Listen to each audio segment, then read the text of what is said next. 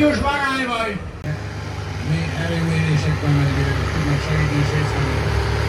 Köszönjük, figyeljük a bővök, milyen kemények.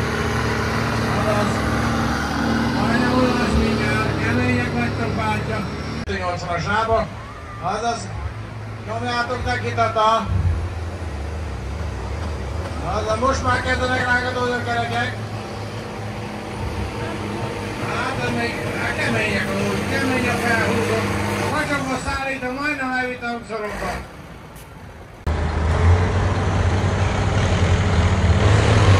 Most a Mari bácsi elhúzza. Nyomj neki, Mari bátyám!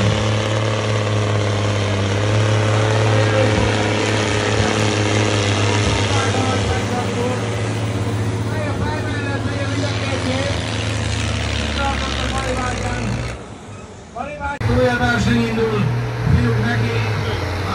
Megindultak a fékrák. Mely a fej mellett jönnek mind a ketten. Ugyanazon is erővel rendelkeznek, mint látunk. A lábok közeledik hozzánk.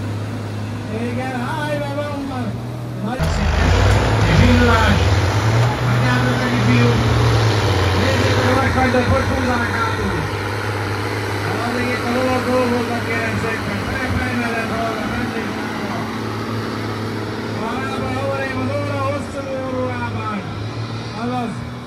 Még egy új indítás. És szerintem a krassz az viszi magával a fenntraktort, a fenntraktort integetett fiamátos helyzet.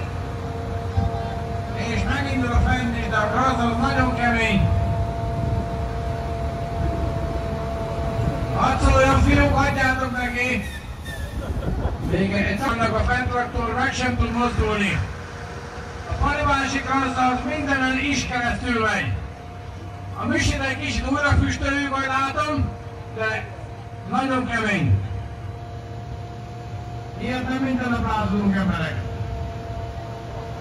Nagyon komoly látvány, ezt mondom. Szerintem már ezért megérte, hogy itt legyünk. Nagyon durva. Szerintem már 50 liter gázolója a krasznál elment. Nagyon komoly technika. Azt mondják, hogy inkább megvegye magát a fenntartó.